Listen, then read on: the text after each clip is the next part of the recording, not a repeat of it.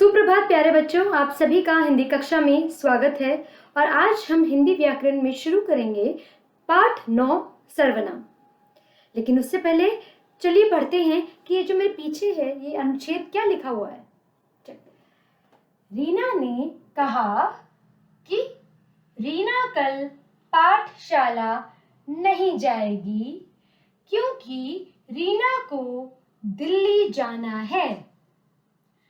रीना की नानी जी को देखने दिल्ली जा रही है। रीना की नानी जी बीमार हैं। एक बार दोबारा पढ़ते हैं। रीना ने कहा कि रीना कल पाठशाला नहीं जाएगी क्योंकि रीना को दिल्ली जाना है। रीना की नानी जी को देखने दिल्ली जा रही है। रीना की नानी जी बीमार है। तो इस अनुच्छेद को पढ़ते हुए हमारी जुबान भी रुक रही थी, पढ़ने में थोड़ी कठिनाई भी हो रही थी और थोड़ा सा सुनने में भी अटपटा सा लग रहा है। क्यों? क्योंकि हम यहाँ पर एक नाम को बार बार दोहरा रहे हैं, बार बार रिपीट कर रहे हैं और वो नाम है रीना। इस नाम को हम बार बार दोहरा रहे हैं जिसकी वजह से ये पढ़ने में कठिन हो रहा है और सुनने में भी ये थोड़ा अटपटा सा, थोड़ा अलग सा सुनाई दे रहा है, जैसे इसमें कुछ गलती हो। अगर हम इसमें शब्द बदल दें, जैसे कि रीना ने कहा कि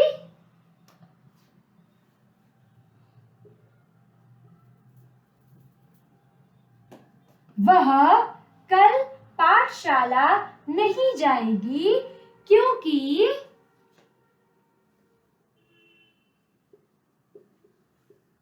उसको दिल्ली जाना है। रीना की, अब यहाँ पे 2 बार रीना आ रहा है, तो यहाँ पर लिखेंगे हम वह रीना अपनी, ये कट कर देंगे, नानी जी को देखने दिल्ली जा रही है। रीना की नानी जी बीमार है। सो यहाँ पर हम लिख सकते हैं उसकी नानी जी बीमार हैं। चलिए पढ़ते हैं दोबारा अनुच्छेद को। रीना ने कहा कि वह कल पाठशाला नहीं जाएगी क्योंकि उसको दिल्ली जाना है। वह अपनी नानी जी को देखने दिल्ली जा रही है। उसकी नानी जी बीमार है। तो यहाँ पर जो रीना नाम है उसके स्थान पर, उसकी जगह पर हमने कई सारे शब्द यूज किए, कई सारे शब्दों का प्रयोग किया, जैसे कि वह, उसको, अपनी, उसकी। तो रीना क्या है? एक नाम है और नेमिंग वर्ड्स को हम हिंदी में बोलते हैं संज्ञा। किसी व्यक्ति, वस्तु, स्थान, भाव के नाम को संज्ञा कहते हैं और रीना एक नाम है।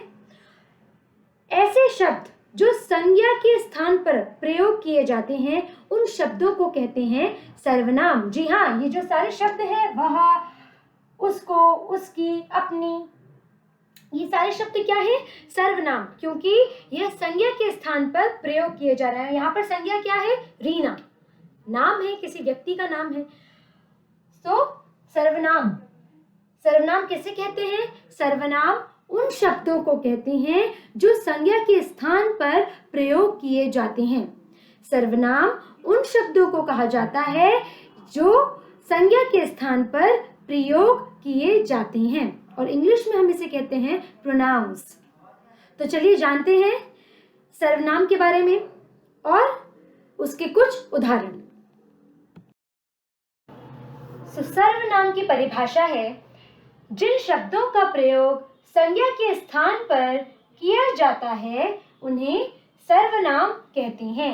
जिन शब्दों का प्रयोग संज्ञा के स्थान पर किया जाता है उन्हें सर्वनाम कहते हैं, जैसे मैं, तुम, हम, उसने, उसका, उन्हें आदि। तो ये सर्वनाम की परिभाषा है और यह कुछ उदाहरण। अब इन उदाहरणों में से हम वाक्य कैसे बना सकते हैं वो जानते हैं। तो यहाँ पर कुछ उदाहरण हैं जिनसे हमने वाक्य बनाया है। मैं विद्यालय जा रही हूँ। आज हम घूमने जा रहे हैं। यहाँ पर मैं क्या है? सर्वनाम। आज हम घूमने जा रहे हैं। हम सर्वनाम। कोई भी एक सर्वनाम है। बाहर कोई आया है, या फिर बाहर दरवाजे पर कोई आया है। कोई शब्द, कोई क्या है? सर्वनाम।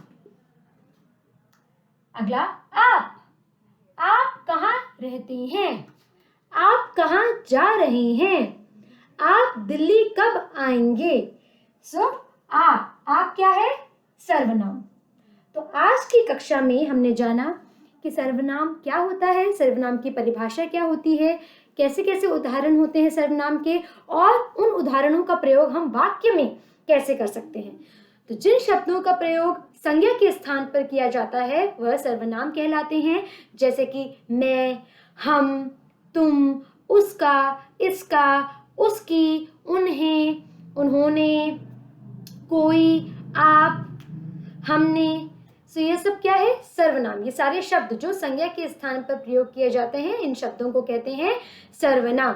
तो आज की कक्षा में इतना ही। इस वीडियो के बाद मैं आप सभी के साथ वर्कशीट शेयर करूंगी आपके क्लास ग्रुप में।